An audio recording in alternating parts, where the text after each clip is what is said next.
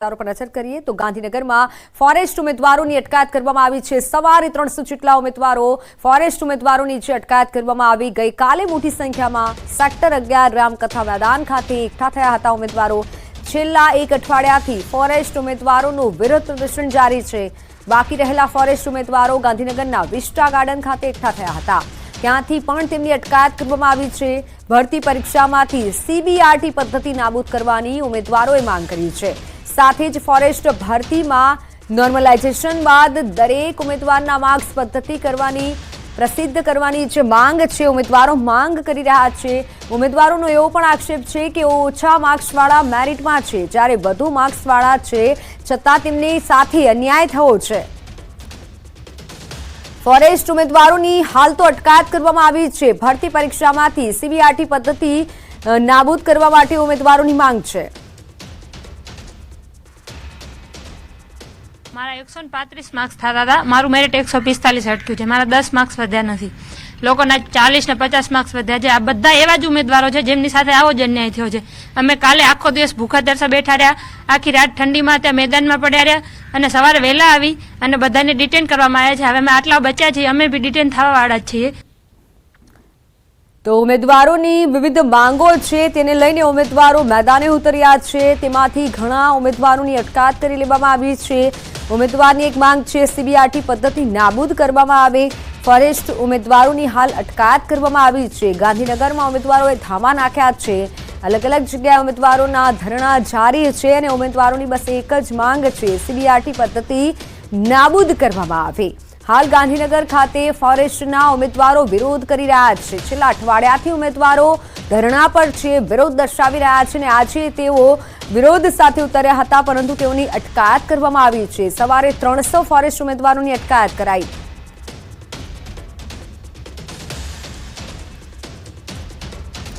તો ભરૂચથી ડ્રગ્સ મળવાનું raw material પકડાયું છે। કરોડો રૂપિયાનું ડ્રગ્સનું રો મટીરિયલ જપ્ત કરવામાં આવ્યું છે। દહેજની કંપનીમાં એટીએસ અને એસઓજીના દરોડા હતા। એનડીપીએસ એક્ટ હેઠળ પ્રતિબંધિત રો મટીરિયલનો મોટી માત્રામાં જથ્થો ઝડપાયો।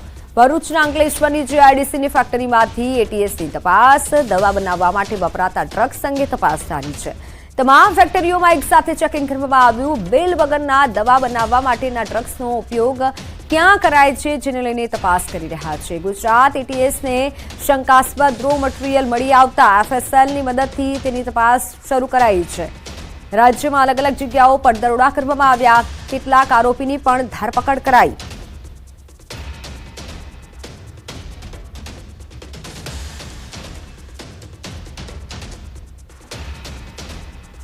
કરોડો રૂપિયાનું રો મટીરિયલ જપ્ત કરાયું છે। અનેક સવાલ થઈ રહ્યા છે। દવા બનાવવા માટે વપરાતા ડ્રગ્સ અંગે તપાસ કરવામાં આવી છે। એટીએસની અલગ અલગ ટીમો તપાસ કરી રહી છે। અલગ અલગ જગ્યાએ તપાસ કરવામાં આવી રહી છે। રાજ્યના અલગ અલગ સ્થળો પર એટીએસે ધામા નાખ્યા છે। તપાસ થઈ રહી છે કે આખરે ક્યાં આવી જગ્યાએ કઈ જગ્યાએ આ રીતે ડ્રગ્સ બનાવવામાં આવતું હતું।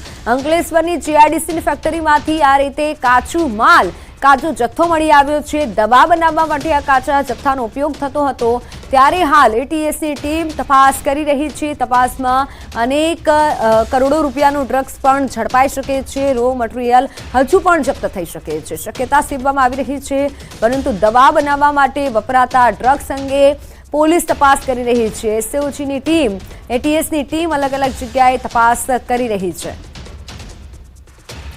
એટીએસે કેટલાક આરોપીઓની પણ ધરપકડ કરી છે। અંકલેશ્વરની જીઆઈડીસીની ફેક્ટરીઓમાં એટીએસ તપાસ કરી હતી। એટીએસ દ્વારા તપાસ કરવામાં આવી હતી। દવા બનાવવા માટે આ રો મટીરિયલ બનાવવામાં વપરાતું હતું।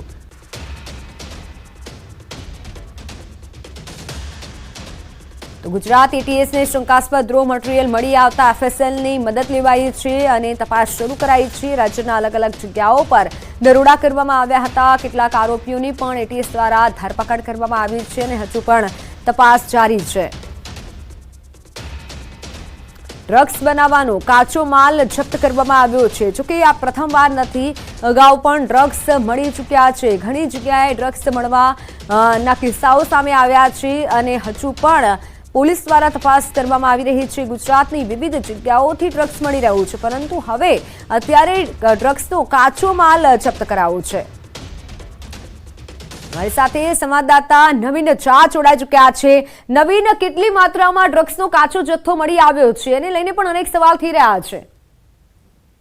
અત્યારે જે વાત કરીએ તો ગણતરી ચાલી રહી છે, કારણ કે એક જગ્યા નથી પરંતુ અમદાવાદ રાજ્યની ભરૂચ, અંકલેશ્વર સહિત અનેક જગ્યાઓ જે છે ત્યાં છાપેમારી અને દરોડાની કામગીરી ચાલી રહી છે, જેમાં જે અત્યારે પ્રાથમિક માહિતી સામે આવી છે કે દવાઓની આડમાં આ લોકો જે છે તે ડ્રગનો વેપાર કરતા હોય એ પ્રકારની ઇન્ફોર્મેશન જે છે તે ગુજરાત એટીએસ ને મળી હતી અને ગુજરાત એટીએસ તે ઇન્ફોર્મેશનના આધારે ભરૂચ, અંકલેશ્વર અને અલગ અલગ જગ્યાએ જે છે તે છાપેમારી શરૂ કરી અને જેની અંદર ક્યાંક ને ક્યાંક તે લોકોને મોટી માત્રાઓમાં જે ગેરકાયદેસર રીતે દવાની આડમાં જે ડ્રગનો વેપાર થતો હોય એ પ્રકારના જે રો મટીરિયલ પણ મળી આવ્યા છે। અમારી અત્યારે વાત થઈ હતી ગુજરાતના જે એટીએસના અધિકારીઓ છે તેમનું કહેવું છે કે અત્યારે કામગીરી ચાલી રહી છે અને ક્યાંક ને ક્યાંક આ કેસની અંદર કેટલાક આરોપીઓ જે વોન્ટેડ હતા તે લોકોને પણ હાથવેધમાં લઈ લેવામાં આવ્યા છે। એટલે કહી શકાય કે થોડીક જ વારમાં કેટલા કરોડના મુદ્દા માલ છે, કેટલા સમયથી ચાલતો હતો આ જે દવાની આડમાં ડ્રગ હતું એ ક્યાં મોકલવામાં આવતું હતું અને રાજ્ય બહાર પણ આનું જે નેટવર્ક છે તે પણ સામે આવી રહ્યું છે, કેમ કે રાજ્ય બહાર પણ આ જે છે તે મોકલવામાં આવતી હતી દવાઓ, જે દવાની આડમાં ડ્રગ, તમામ રીતે તમામ માહિતી એકત્રિત કરવામાં આવી રહી છે અને જે જગ્યાએ આરોપીઓની સંડોવણી છે તે તમામ જગ્યાએ કાર્યવાહી કરવાની જે પ્રોસિજર છે એટીએસ દ્વારા કરવામાં આવી રહી છે। જી બિલકુલ નવીન, આભાર માહિતી બદલ। તો હાલ તો તપાસ જારી છે। આનંદો, કારણ કે સરદાર સરોવરની સપાટીમાં વધારો થયો છે। સરદાર સરોવર નર્મદા ડેમની સપાટીમાં વધારો થયો છે। નર્મદા ડેમની સપાટી 125.78 મીટર પર પહોંચી છે। ઉપરવાસમાંથી પાણીની આવક વધતા ડેમની સપાટી વધી છે। 93,353 ક્યુસેક પાણીની આવક નોંધાઈ। 39,705 ક્યુસેક આવક નોંધાઈ। ડેમની મહત્તમ સપાટી 138.68 મીટરે છે। નર્મદા ડેમ સંપૂર્ણ સપાટીએ ભરાવામાં 14 મીટર બાકી છે।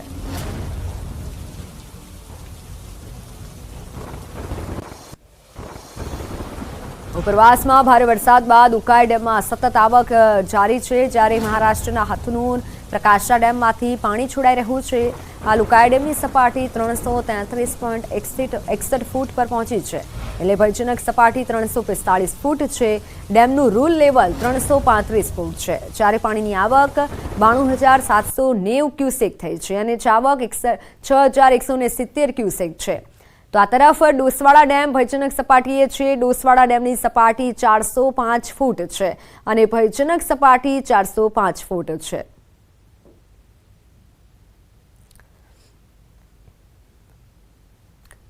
તો સરદાર સરોવર ડેમની સપાટી વધી રહી છે અને દ્રશ્યો જે સામે આવ્યા છે, જોકે ઉકાઈ ડેમની સપાટીમાં પણ વધારો થયો છે। સતત પાણીની આવક થઈ રહી છે, ત્યારે ડેમની સપાટી 333.61 ફૂટ છે અને સપાટીમાં વધારો થઈ રહ્યો છે।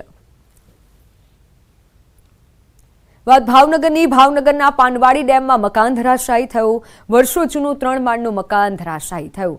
કોઈ જાનહાનિના હાલ સમાચાર સામે નથી આવ્યા। મકાન બંધ હાલતમાં હતું, જેથી મોટી દુર્ઘટના ટળી છે। ફાયર વિભાગની ટીમે કાટમાળ હટાવવાની કામગીરી કરી છે। શહેરમાં અનેક મકાનો જર્જરિત હાલતમાં છે। રસ્તા પર મોતના માંચડા સમાન ઝળુમી રહ્યા છે જર્જરિત મકાનો, અને જેથી પાલિકા દ્વારા નોટિસ પણ આપવામાં આવે છે, પરંતુ ઘણા લોકો છે કે જે જર્જરિત મકાનોને ઉતારી પાડતા નથી અથવા તો રહેઠાણ બદલતા નથી। મકાન બંધ હાલતમાં અત્યારે હોવાથી દુર્ઘટના ટળી છે।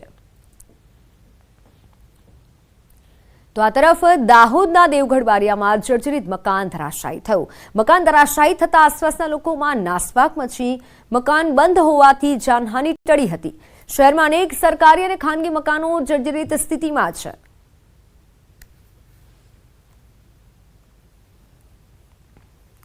બંને દ્રશ્યો આપને બતાવીશું। એક તરફ દાહોદ અને ભાવનગર કે જ્યાં મકાન ધરાશાયી થવાની ઘટના સામે આવી છે। પાલિકા દ્વારા નોટિસ આપવામાં આવે છે આવા જર્જરિત મકાનોને, પરંતુ મકાન ખાલી કરવામાં નથી આવતા। ભાવનગરમાં જે મકાન ધરાશાયી થયું, જેમાં કોઈ જાનહાનિ નથી થઈ કારણ કે મકાન બંધ હતું, જોકે દાહોદમાં પણ એક મકાન ધરાશાયી થવાની ઘટના બની। મહત્વના સમાચાર, બાંગ્લાદેશ મુદ્દે દિલ્હીમાં બેઠક પૂર્ણ થઈ છે। એક બેઠક મળી હતી જે પૂર્ણ થઈ છે। દિલ્હીમાં મળેલી બેઠક સર્વપક્ષીય બેઠક। સૂત્રોના હવાલેથી માહિતી મળી રહી છે કે બેઠકમાં વિદેશ મંત્રી જયશંકરે કહ્યું સરકાર બાંગ્લાદેશ આર્મીના ટચમાં છે. સૂત્રો તરફથી આ જાણકારી મળી રહી છે. બાંગ્લાદેશની સ્થિતિ અંગે મહત્વની બેઠક મળી હતી, જે બેઠક હાલ પૂર્ણ થઈ છે. પરંતુ વિદેશ મંત્રી જયશંકરે કીધું છે કે સરકાર બાંગ્લાદેશ આર્મીના ટચમાં છે.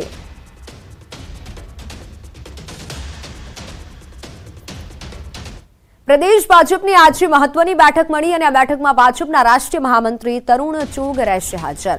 પ્રદેશ પ્રમુખ સી.આર. પાટીલની હાજરીમાં બેઠક. આગામી કાર્યક્રમોની રૂપરેખા અંતર્ગત પ્રદેશ ભાજપની બેઠક. ભાજપ હર ઘર તિરંગા કાર્યક્રમ થકી આ બેઠક જે ચર્ચા કરવામાં આવશે તેમાં, અને હર ઘર તિરંગા થકી કાર્યક્રમ ઉજવશે.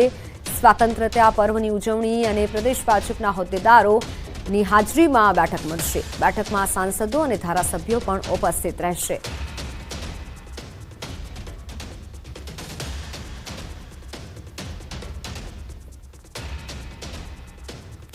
વાયનાડ ભૂસ્ખલન બાદ ગુજરાત માટે કેન્દ્ર સરકારે એક મોટો નિર્ણય કર્યો છે. રાજ્યના 64 ગામનો ઇકો સેન્સિટિવ ઝોનમાં સમાવેશ કરાયો છે. કેન્દ્ર સરકારે રાતોરાત બહાર પાડેલા જાહેરનામા મુજબ સહ્યાદ્રીના પર્વત વિસ્તારના ગુજરાતના 64 ગામો હવે ઇકો સેન્સિટિવ ઝોન હેઠળ આવી ગયા છે. જાહેરનામાના કારણે આ વિસ્તારમાં જોખમી ખાણકામ, બાંધકામ અને રેડ કેટેગરીના ઉદ્યોગો પર પ્રતિબંધ લાગુ પડશે. આ નિયંત્રણો પૂર્ણા અભયારણ્ય અને વાંસદા નેશનલ પાર્કના વિસ્તારોમાં લાગુ થશે, જેના પરિણામે દક્ષિણ ગુજરાતમાં હવે કોઈ નવો ડેમ બાંધવામાં નહીં આવે.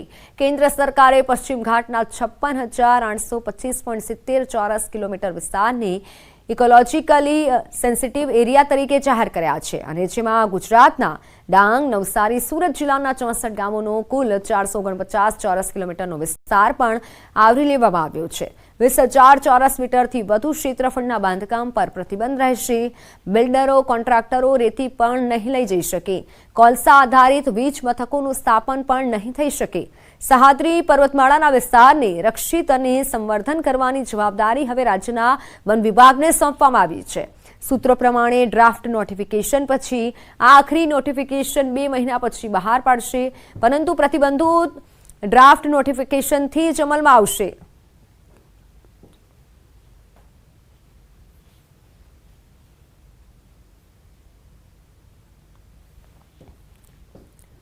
બોટાદમાં પીજીવીસીએલનો સપાટો. વીજ ચોરી કરતા લોકો પર પીજીવીસીએલે તવાઈ બોલાવી છે. જિલ્લામાં અલગ અલગ 31 ટીમો બનાવી અને ચેકિંગ હાથ ધરાયું છે, જેમાં 82 કનેક્શનોમાં વીજ ચોરી ઝડપાતા 28,43,000થી વધુનો દંડ ફટકારાયો છે.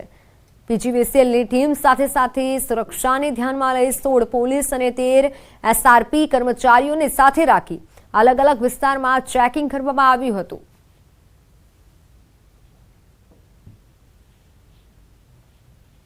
ટોટલી અમારે 31 ટીમ દ્વારા ટોટલી 258 કનેક્શન ઘર વપરાશના ચેકિંગ કરવામાં આવેલ, અને તેમાંથી ટોટલી 82 કનેક્શનમાં ગેરરીતિ 20 કનેક્શનમાં પકડાઈ હતી, મતલબ કે પાવર ચોરી 82 કનેક્શનમાં પકડાઈ હતી, અને એની આશરે 28.5 લાખ રૂપિયાની વીજ ચોરી પકડાયેલ છે. સમાચારોમાં હાલ સમય થયો છે વિરામનો.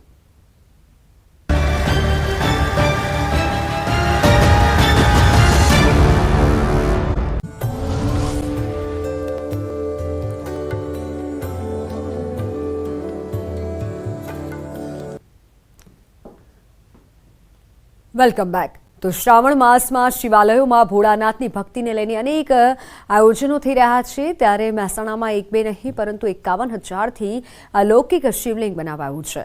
રાધનપુર રોડ પર આવેલા ઓમકારેશ્વર મંદિરમાં 13 ફૂટ ઊંચું શિવલિંગ બનાવાયું છે. શાસ્ત્રોમાં પણ રુદ્રાક્ષનું અનેરું મહત્વ રહેલું છે.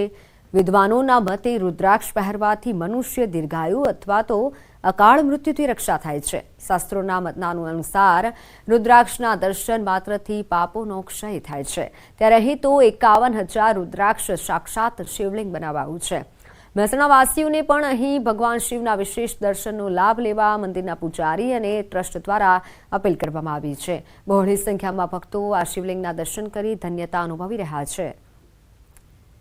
મહેસાણા શહેરના શ્રી ઓમકારેશ્વર મહાદેવ મંદિરના સાનિધ્યમાં શ્રી 51,000 પંચમુખી રુદ્રાક્ષ મહાશિવલિંગનું નિર્માણ કરવામાં આવેલું છે. આ શિવલિંગ 51,000 પંચમુખી રુદ્રાક્ષના દાણાઓમાંથી બનાવવામાં આવેલું છે, જેની ઊંચાઈ આશરે 13 ફૂટ જેટલી છે. આ શિવલિંગના દર્શન કરવા, એના ઉપર જલાભિષેક કરવો એ જીવનનો એક મોટો લાહો છે. એટલે મહેસાણાની સમગ્ર પ્રજા, ઇવન મહેસાણા જિલ્લાના ગ્રામજનોને પણ આનો લાભ મળે અને પોતાના જીવન ધન્ય બને. આનો દર્શન કરવાથી, આના ઉપર જલાભિષેક કરવાથી પોતાના જીવનની અંદર મહાદેવની હર હંમેશ કૃપા બની રહે. હું અહીંયા આજે જે 51,000 રુદ્રાક્ષનું શિવલિંગ બનાવ્યું 13 ફૂટ હાઈટ, એનું આજે દર્શન કરી અને અમારું અહોભાગ્ય સમજીએ એ રીતે અમને દર્શન અને અંદર શિવ રૂપ અમને દેખાણા છે. પવિત્ર શ્રાવણ મહિનાની શરૂઆત થઈ ગઈ છે, ત્યારે અમરનાથ ધામમાં 751 દીવાની આરતી કરવામાં આવી. અમદાવાદથી નીકળેલા કાવડયાત્રી ગાંધીનગરના અમરનાથ ધામમાં પહોંચ્યા હતા. બાબા બર્ફાનીના દર્શન કરવા માટે મોટી સંખ્યામાં ભક્તો ઉમટ્યા હતા. 72 વર્ષમાં પહેલીવાર શ્રાવણ માસનો દુર્લભ સંયોગ છે અને જેમાં શ્રાવણ માસમાં 5 સોમવાર જોવા મળશે. અમે અહીં પંચધાતુનું શિવલિંગ બનાવ્યું છે. એ શિવલિંગ ઉપર 365 દિવસ ઓરિજિનલ બરફથી છવાયેલું રહે છે. કોઈ પણ દર્શનાર્થી, કોઈ પણ શિવભક્ત અમરનાથમાં આવે છે એ ટચ કરીને દર્શન કરી શકે છે, બરફનું ફિલિંગ કરી શકે છે અને સાથે 12 જ્યોતિર્લિંગ હુબહુ સ્વરૂપના તો છે જ. જ્યારે અમરનાથમાં જે લોકો નથી જઈ શકતા, તે લોકો ગાંધીનગરના અમરનાથમાં દર્શન કરવા માટે આવતા હોય તો તે માટે ખાસ અહીં બાબા બર્ફાની છે તે બનાવવામાં આવ્યા છે. ખાસ કરીને આપ જોઈ રહ્યા છો કે બરફમાંથી તૈયાર કરેલા આ શિવલિંગ, જેના દર્શન કરવા માટે મોટી સંખ્યાની અંદર લોકો ખાસ કરીને ગાંધીનગરમાં આવતા હોય છે. તમામ ભક્તોને મોટી સંખ્યાની અંદર કાવડ યાત્રાઓ ખાસ કરીને અમરાઈવાડીથી અહીં ચાલીને આવ્યા છે અને સાથે જ તેઓ અહીં 12 જ્યોતિર્લિંગના દર્શન પણ તેઓ કરી શકે તે પ્રકારની વ્યવસ્થા કરવામાં આવી છે. એક સાથે ક્યાંય 12 જ્યોતિર્લિંગના દર્શન કરવા હોય તો ગાંધીનગરના અમરનાથ ધામમાં કે જ્યાં બાબા બર્ફાનીને પણ ખાસ કરીને -13 સેન્ટીગ્રેડ સુધી માઇનસમાં વાતાવરણ રાખીને બાબા બર્ફાની કે બરફના શિવલિંગ બનાવવામાં આવ્યા છે, જે 365 દિવસ તમને અહીં જોવા મળશે. કેમેરામેન પંકજ મકવાણા સાથે દીપિકા કુમાર, ન્યૂઝ 18 ગુજરાતી, ગાંધીનગર. હવે નજર કરીએ ટોપ 3 હેડલાઇન્સ પર. વડોદરામાં શંકાસ્પદ ચાંદીપુરાથી 2 બાળકોના મોત. શ્રાવણ મહિનાના બીજા દિવસે શિવ મંદિરોમાં ભક્તોની ભીડ. ગુજરાતમાં સિઝનનો કુલ 68.19% વરસાદ.